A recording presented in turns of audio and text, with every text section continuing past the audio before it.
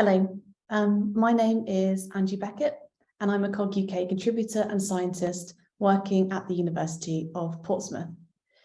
I am delighted to welcome today a very special guest for the latest Women in COG, Dame Kate Bingham, the former chair of the UK Vaccine Taskforce.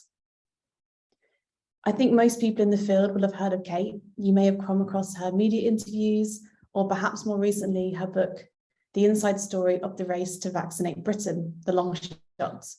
And I'm sure she'll be speaking about that in due course. But for everybody else, Kate led a team of world-class experts from across industry, science, academia, and government, with the shared purpose of finding and manufacturing COVID-19 vaccines. Now, this is all built on a background in the biotech sector, for which she has worked for 30 years and is managing partner at life sciences venture capital firm SV Health Investors. Those very SV investments have resulted in the launch of 20 drugs, including those for the treatment of patients with inflammatory and autoimmune disease and cancer. Kate is also a board member of the Francis Crick Institute. She has a first-class degree in biochemistry from the University of Oxford and an MBA from Harvard Business School, where she graduated in the top 5% of her class. What I think makes Kate so inspirational, in addition to these incredible accomplishments, is that she advocates for more women in C-suite and board roles in biotech companies and in science generally. So today, Kate will be in conversation with Sharon Peacock, Professor Sharon Peacock, the Executive Director and Chair at the COG-UK, and a Professor of Public Health and Microbiology in the Department of Medicine at the University of Cambridge. I, for one, am really looking forward to this conversation between these two scientific powerhouses. But before we start, just a quick note on housekeeping. We will be recording the session, which will later go onto our COG-UK website and YouTube channel. I would ask you to please stay on mute with your camera off. The session will last until 1 p.m. with an opportunity for you to put your questions into the Q&A box from 12:50 onwards. So please submit your questions because we really love to hear from you. I'm pleased to now hand this over to Sharon. Thank you, Sharon. Thank you very much, Angie, for that kind introduction. And, I'm absolutely delighted to be having this discussion with Kate today. So thank you so much for joining us. That's wonderful. I'm going to start by really thinking about, the reason that these interviews were set up by COG was really to showcase people, most of whom have been women who've contributed to science, health and related areas, and many have been deeply involved in the pandemic response. And, we want to hear about their experiences, what advice they have for the audience, and to really provide a window into their lives and what leads them to do the work that they do. And you've made a massive contribution through your leadership of the Vaccines Taskforce. And we're going to focus on that in a few minutes, but I actually wanted to start off with a topic that we are both passionate about, and that is representation of women at the highest levels of seniority. That includes, as Angie said, boards and in C-suite management roles.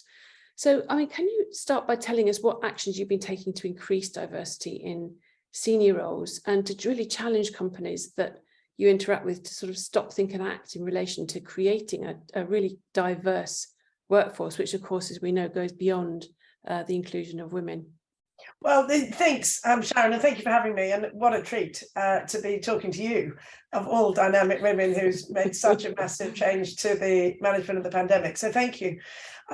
What I do is I'm just a very noisy, squeaky wheel, and sort of somewhat unfortunately for companies that have me involved, they know that every position that we recruit for, I'm going to be asking about diversity and what role women can play. So I saw it with myself when I was asked to take on the role of the chair of the Vaccine Taskforce, is that my initial reaction, which is a very female reaction, is to come up with all the reasons why I couldn't do the job.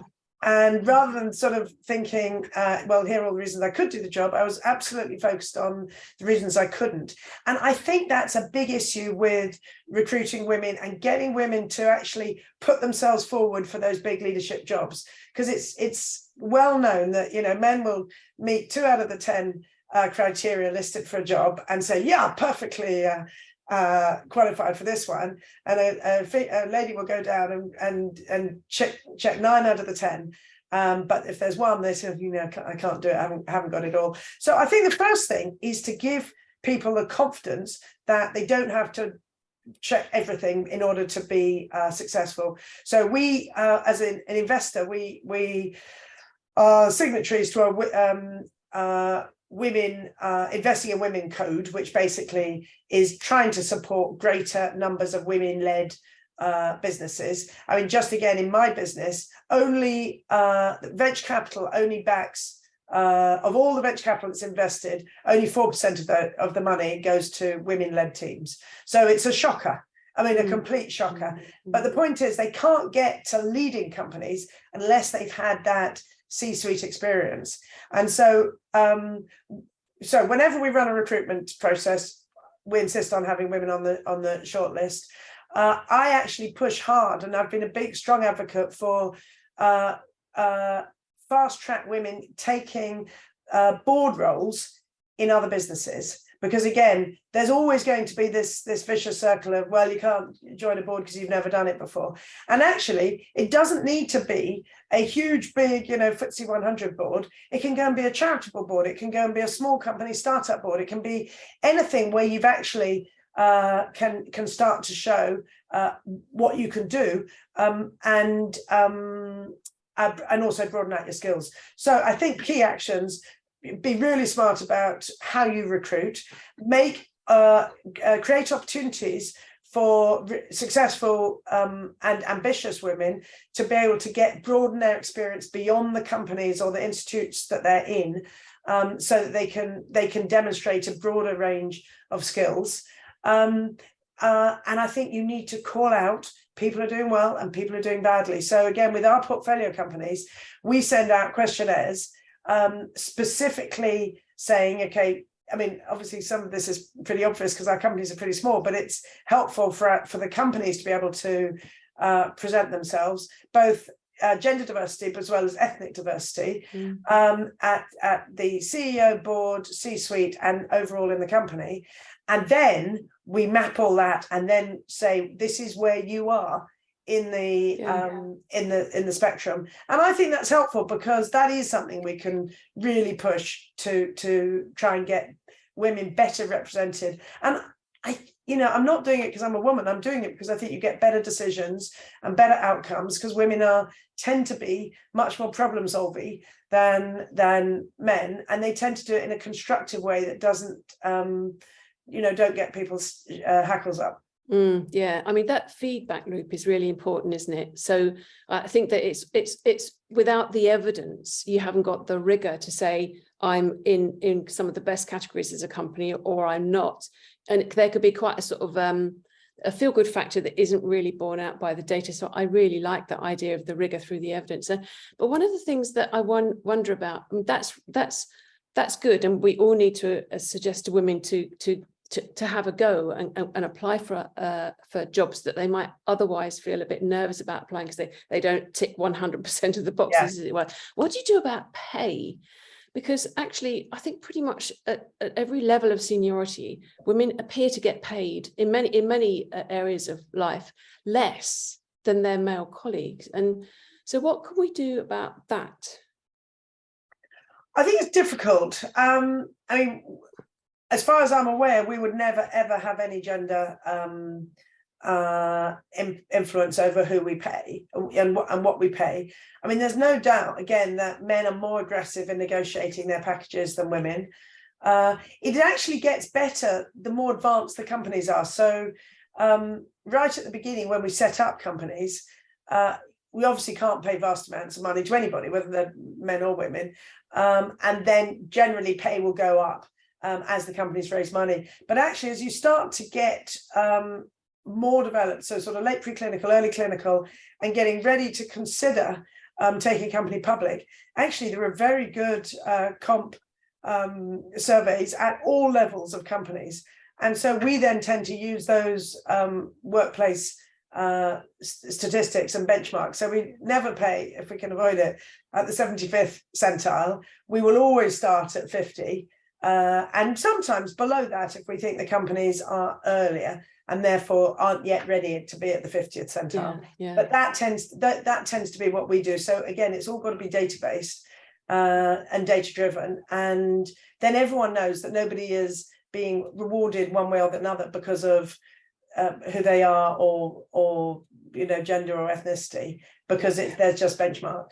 And that comes back to sort of data again, and I think it's transparency as well, because often I think in the world of academia, it's not very transparent what people are getting paid, and I think that's where a lack of parity in pay can actually arise in academic institutions, and even between academic institutions. Actually, it's difficult to know who's getting paid what. But that's. But I want to come on. And it's very difficult also where you're in organisations where cash and resources are under pressure. Because then the more you start pushing, the harder it is to think, well, am I going to lose my job over this, and how's that going to work? And you don't want to be a squeaky wheel that every time you have a conversation. I mean, there's one person that I work with who was a woman and clearly was told, you've got to be pushy, but she had taken it to the far extreme, and so literally couldn't have a conversation with me without talking about her career and what she was being paid and stuff. And I was just thinking, get your head down and deliver something, do something, and then at least we can get back into that. But you can't keep talking about it every time. So that's good advice. And ask once, push hard, get what you think you deserve, and then get on with the job that you're being paid to do. So I think next is really focusing on your book. So I recently listened to your University of Oxford Romanes lecture given, I think, in November 2021. I just really loved listening to that. I've listened to it several times. And oh my gosh. It's really on. No, I have, and I'm going to listen to it again. So anybody who's listening, go and listen to that. And it's about lessons from the Vaccine Taskforce. And you have just released this book called The Long Shots, which is co-written by Tim Hames. And here you tell the story of the race to vaccinate people in Britain. And just to note that the proceeds from the sale will go to charity, and so I recommend the audience to go and order their copy. It's a great read. But my first question really is, writing a book is a big job. What decided? How did you decide that you're going to put it down on paper? Why did you write it? No, absolutely, it wasn't my idea, and I was not at all keen. I mean, the last thing I wanted to do was write a book. So Tim, who I wrote it with, approached me. So he used to run the British Venture Capital Association, and I used to be on the board, so I knew him. And one of his former BVCA board members approached him and said, this is a beautiful case study of venture capital in action. Will you write the book, Tim? So Tim said, well, I can't write the book unless Kate will cooperate.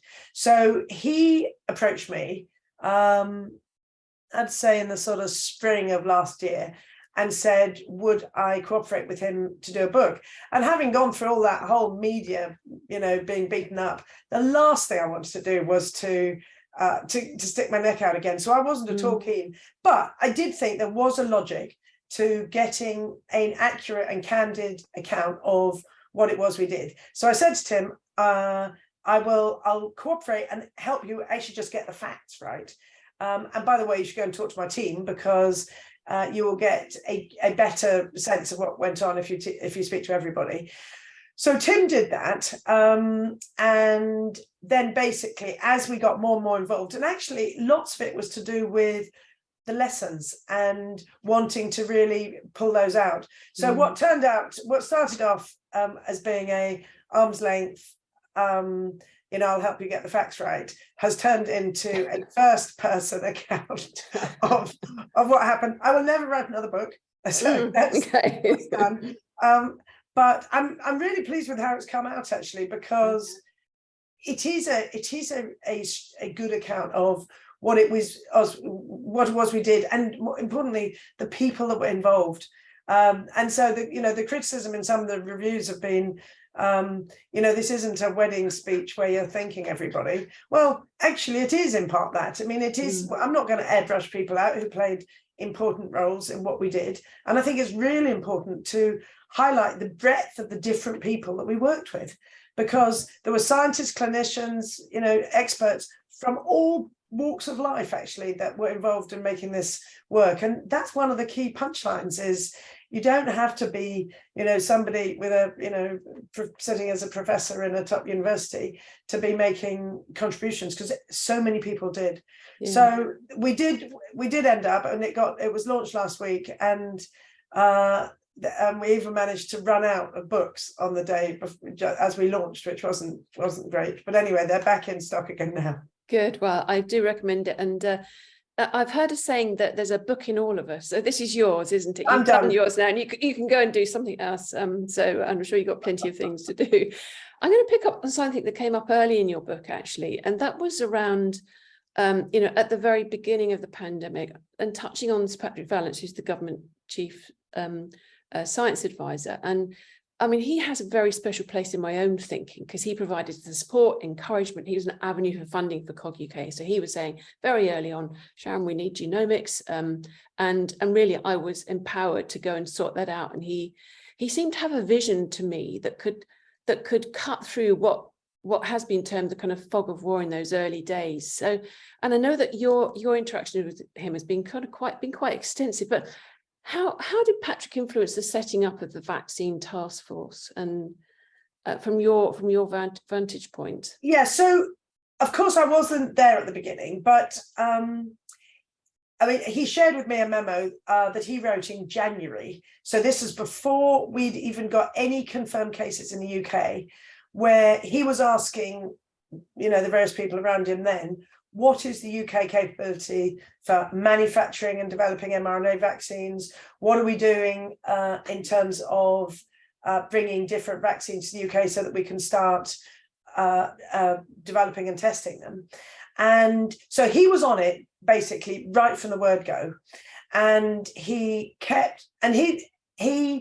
has sort of no power, really. I mean, he's an advisor. So he was working with officials and saying, so what are we going to do? And he kept being pushed back, saying, no, we're on it. We understand, we're on it. And then when it became clear to him that it was really all the planning had been around a flu pandemic, where it was quite clear that this was going to be looked to be very different from that.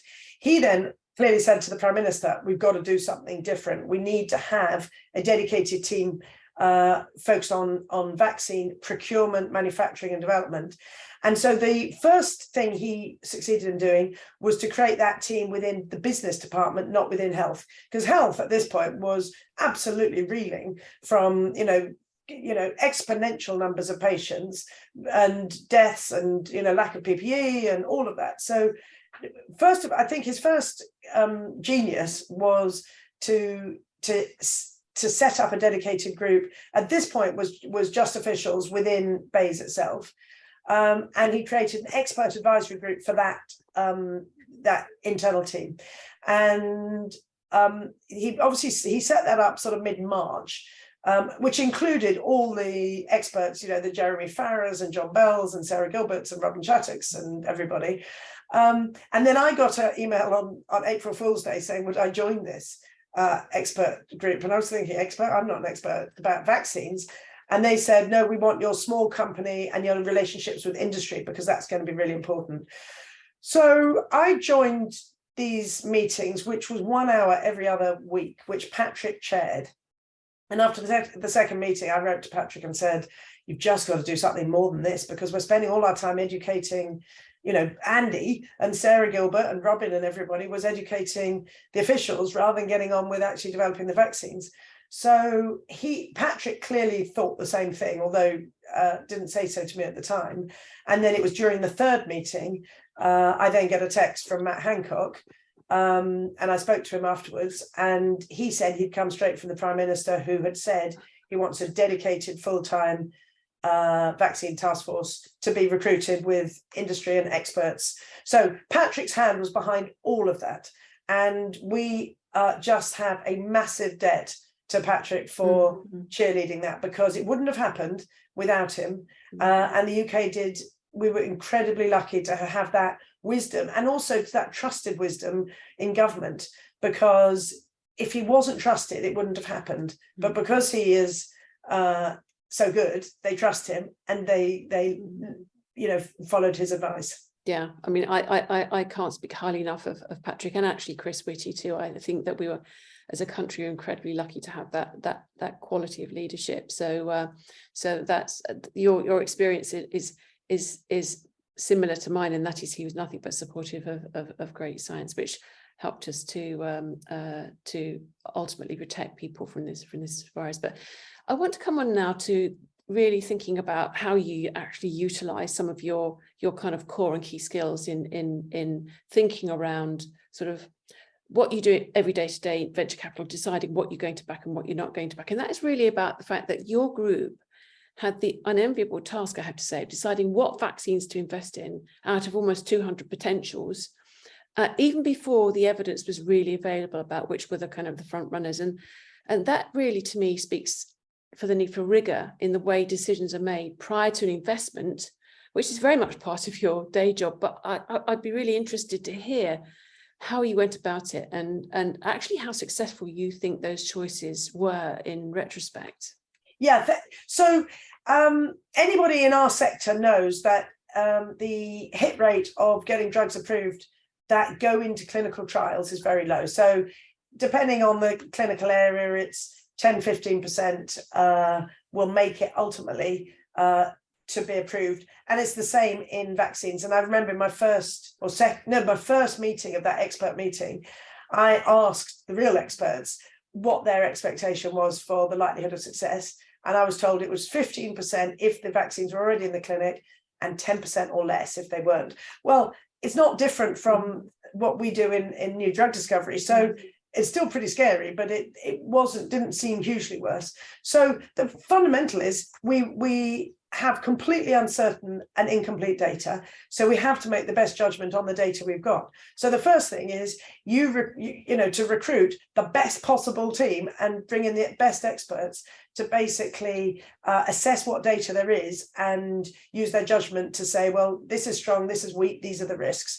And the amazing thing is we were given that authority, or I was given that authority to recruit that team, which basically, again, I think made a game-changing impact on the VTF, because they systematically went through the different vaccines available. Now, our focus was very, very strongly on speed.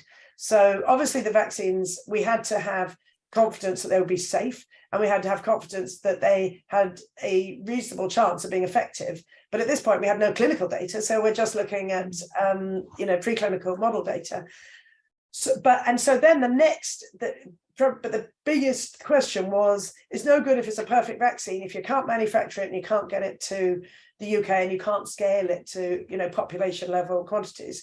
So everything we did had the lens of speed, which actually knocked out a lot of vaccines very quickly, because even though there's a lot of good ideas out there, if they the cutoff we put was that they had to enter the clinic in 2020, because we felt that it might be a brilliant vaccine, but if it's not entering the clinic in 2020, it for sure is not going to get approved anytime soon. And of course, we emphasize those that were in the clinic sooner rather than later. But we also wanted a balance, because at that point we didn't know if any of these different vaccine formats would work. We didn't even know if you could vaccinate against this type of coronavirus, since there'd been no successful vaccine against any human coronavirus. And so we didn't know, was it going to be the mRNA and adeno, which had never been approved for any use ever. So the regulators have never approved these products. So of course they were the most advanced. So of course we picked what we thought were the best two, which were Pfizer, BioNTech and Moderna. Moderna number 2, because we did not believe, rightly as it turned out, that they would be able to deliver in bulk. So we'd get sort of odds and sods of doses, but not multi-million doses. So those were the 2 picks that we made on mRNA. And then on adeno, Oxford clearly was well ahead. And then we use Janssen, where that is a format that has been widely used. So we had diligence on 64,000 patients worth of data across a whole bunch of different infectious diseases. So those were our picks, but we had to balance them with more surefire established vaccine approaches. So peptide-based and adjuvanted peptides and whole virus. And the only one so far that's failed, when you ask about what was the hit rate, is the one that I thought was the most likely to succeed, which was the GSK Sanofi. So that data looks very good, but they've not had regulatory approval, whereas we've had regulatory approval for every other one that we backed. Yeah. So 6 out of 7 have been approved. And that, again, Clive, who I work with, who used to run research for Glaxo Wellcome, as it was, pulled his team together very quickly to make those calls, because it was a time when government was wanting to sort of say yes to anything, because, well, if it has a chance of working, why don't we do it? And in venture, we would spend our money very quickly if we invested in everything that looked like it might be mildly exciting. So we were pretty rigorous in saying no to some vaccines if we didn't think they were going to be able to deliver quickly enough. And so I think the choices, as it turned out, were really good. Yeah, I mean that, and it all comes down to focusing on the data, but not being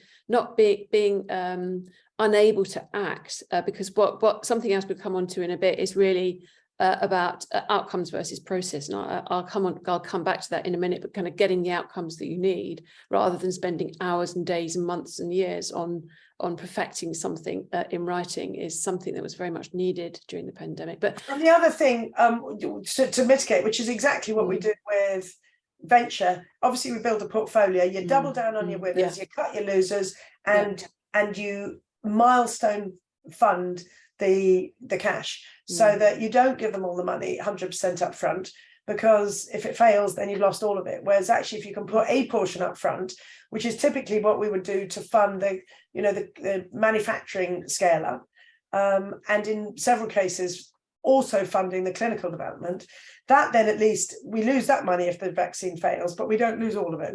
Yeah, and losing money is a slightly scary thing that you have to deal with all the time. But I think that that's a kind of philosophy that we had to embrace. But I want to come on to another subject, and it's something that I'm sure will have bothered all of us on this call, and that is vaccinating the world. So, you're clearly instrumental in getting the population of the UK vaccinated, and I know you lobbied for the delivery of vaccines globally. You supporter of COVAX, which is the COVID-19 vaccines global access.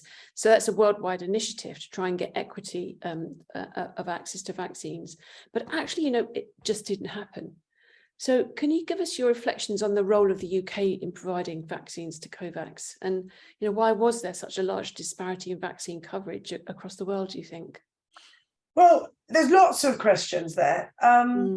I mean, actually, the UK probably was the single greatest contributor to COVAX itself, because COVAX's primary vaccine was the AstraZeneca Oxford vaccine.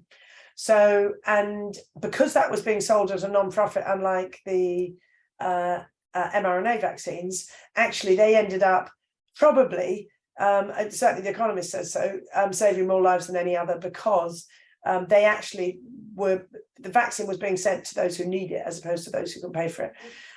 The challenge that I found was two things. One was this whole area of global health is highly political. I mean, we think our sort of politics here is political. Well, global health to me was an order of magnitude more political. So I was very surprised by how long it took just to get the international community coordinated to actually agree how they were going to work. Well, there's no reason why COVAX shouldn't have been at the negotiating table alongside the UK and the other countries to say this is what we want. And because there was so much debate about how it was being structured, it just took a long time. And CEPI, who is Centre of Epidemic Preparedness Initiative, so this was a new group that was set up, charitable group that was set up, or non-profit, funded by Gates and various governments, including the UK, after the Ebola crisis, to basically say, look, we've got to get ahead of it. We've got to do this vaccine landscaping, understand what are the potential threats and what are our responses to these different potential pandemic threats. I was surprised that they weren't brought in much more centrally, much earlier into identifying the vaccines and and helping to procure. So there seemed to be a sort of political ding dong going on between Gavi and CEPI, which I think was unhelpful. And CEPI's continued, and as you've seen, they continue to invest behind novel formats, novel approaches, and improve vaccine formats, which we badly need. So my first reflection was it was all quite political. We actually had Andrew Whitty, the former CEO of GSK, as interim chairman of the COVAX Shareholder Council.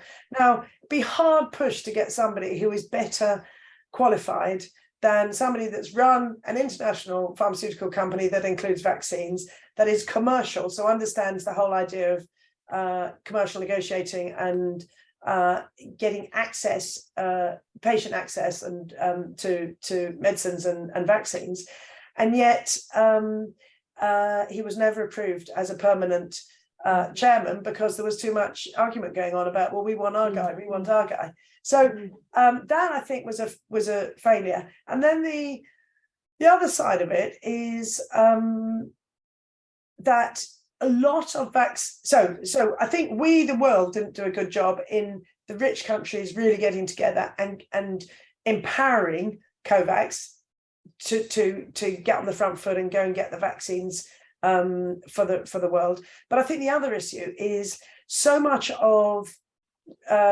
vaccination hesitancy is driven by confidence in the institution that's providing the vaccine, that in many cases, actually, you could get vaccines to some of these countries, but unless you have the confidence of the population or the vulnerable to actually take it, it's not helpful either. And so when, some of these countries like, Brazil, that was absolutely catalytic and critical in the clinical trials, then when you've got, the leaders saying, well, we don't believe it, or we've cured it, or we've sorted it, all of that is unhelpful. So you can't get away from politics in the international response. And I just wish it was better than it is. But it was, I would say, very disappointing to see how we all collectively managed. The UK certainly stepped up very quickly with big numbers of commitment in terms of cash and as well as vaccine doses. But it's not clear to me that we walk the walk quite as we talk. Yeah, I mean, this is an opportunity for us to learn lessons, and one can only hope that we've learned lessons for the next time round. And that's probably going to be an entire session all over again that we won't necessarily touch on here. But just to say to the audience, we're going to be talking for about another 6 minutes, and then we're going to be coming to your questions, which I will be picking up. So if you've got any questions, please put them in the Q&A box, and we'll come to your questions shortly. But I think my last kind of area of discussion, and you cover this in much more detail in your book, really, is about the civil service. And in fact, you talk about this quite a lot in your Romanes lecture. And a couple of things really I noted in particular, which actually chimed with my experience as well. The first was that people in the civil service and government often don't have a STEM background, and you might want to just discuss that briefly. But the second is that the way that things work is to think about the process rather than the outcome. So that's a sort of double question, if you like. But whatever you think you want to pick up on there, and your experience of the civil service.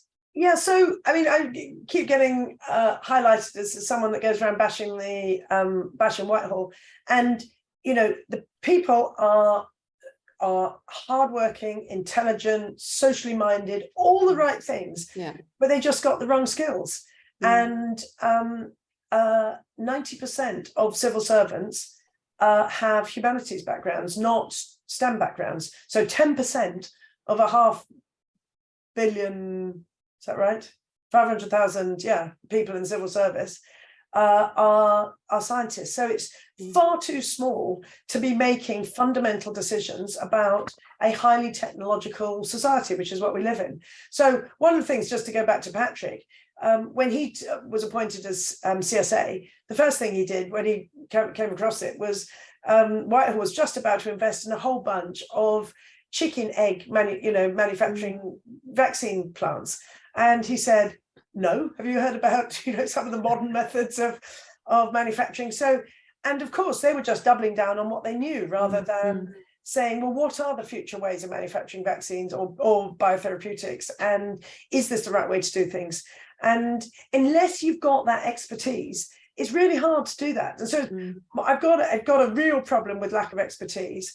First, I mean, I would be teaching economics to scientists rather than to, historians, because having a quantified scientific method way of thinking where it's data driven, you understand the risks, you quantify things, and you can really validate the data you've got, I think is really important. But the other issue I've got is there are not good relationships with industry.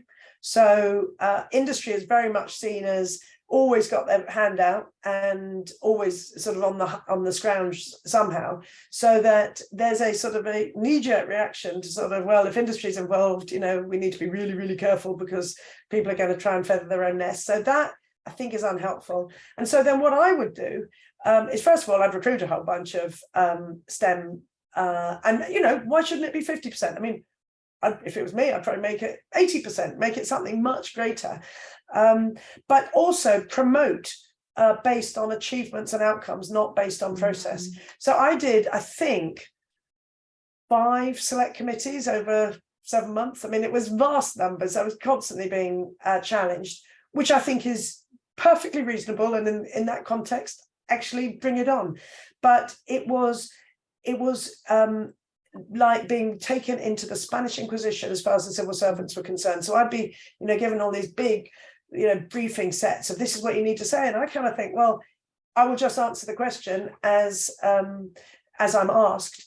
And yet when I would say, well, I think we should be doing this, often I would get a response saying, well, we can't do that. We've got to think about the select committee afterwards. And that is the wrong way to think about it. It'd be much better to actually have a much more open view, which is it's okay to make mistakes. If you've set out what it is you're trying to achieve, you understand the scope, the risks and the rewards of failure or success, then it's okay. But the fear of failure is paramount.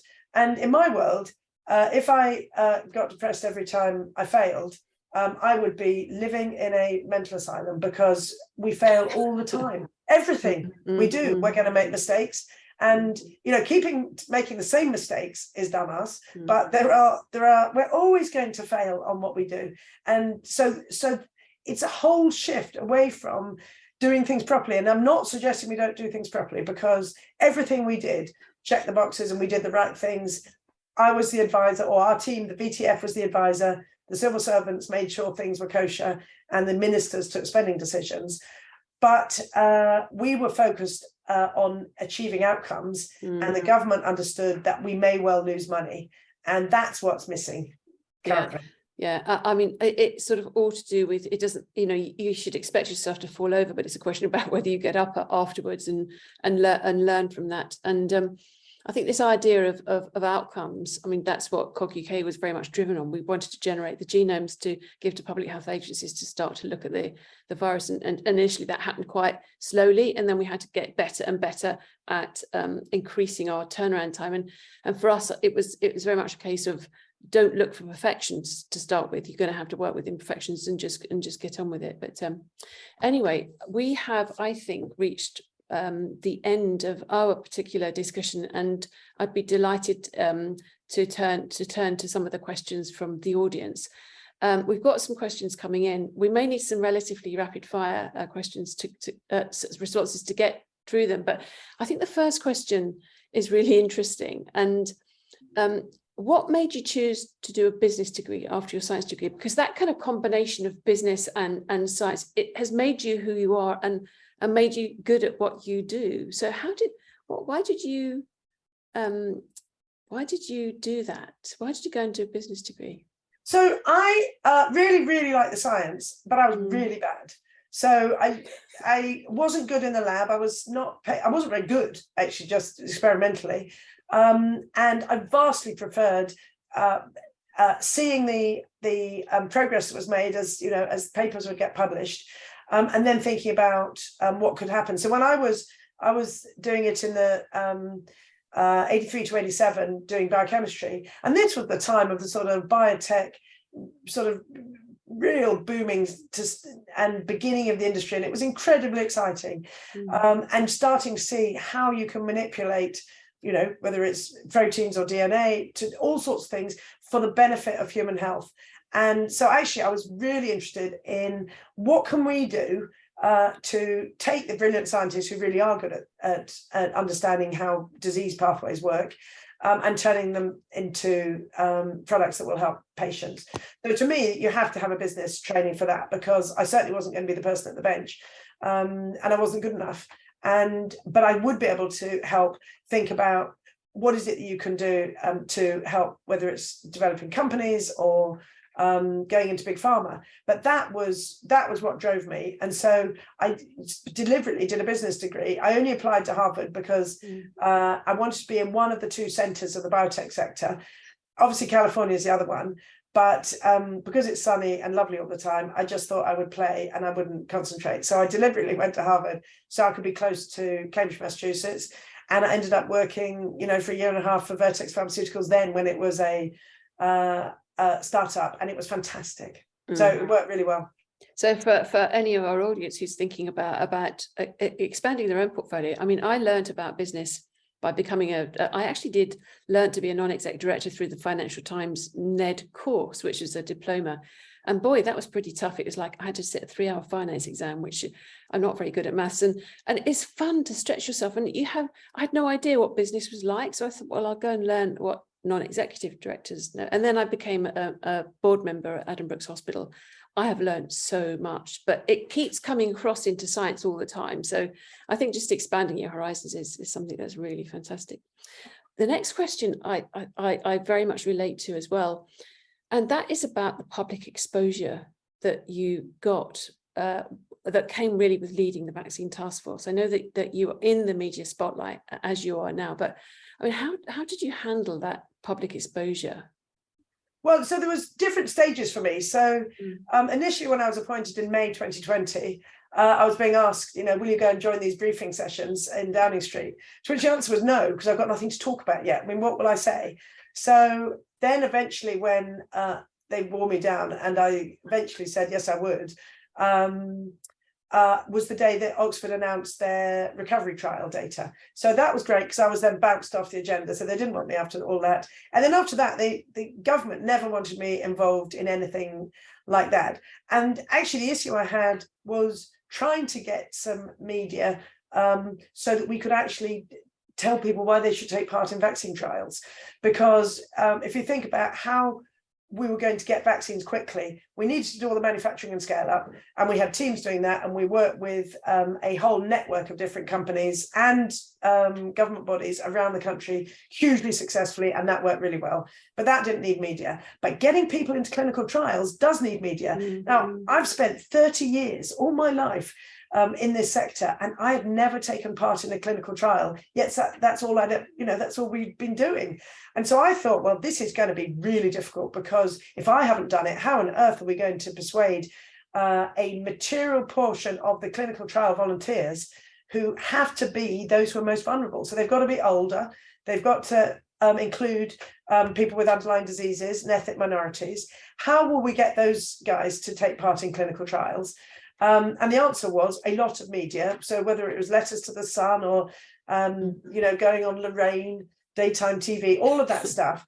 And so actually that was all fine, because there was just such a massive thirst for information. Just, what are these vaccines? Are they safe? Why should I take part in the trial? And, we ended up with 550,000 people that signed up. So it really worked. So that side of it was all fine, and a great learning opportunity for me, and just delightful, so that I would have letters from people out of the blue without knowing my address, but they'd sort of randomly guess it, and then the post office would somehow find me.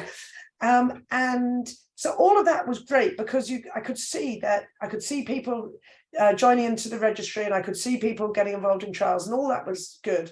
And then at the tail end, which was why it was so bizarre, tail end of my time, which started in November 2020, then I got this massively hostile press reaction. which, as it now turns out, was being briefed out of number 10. So this whole thing is crazy.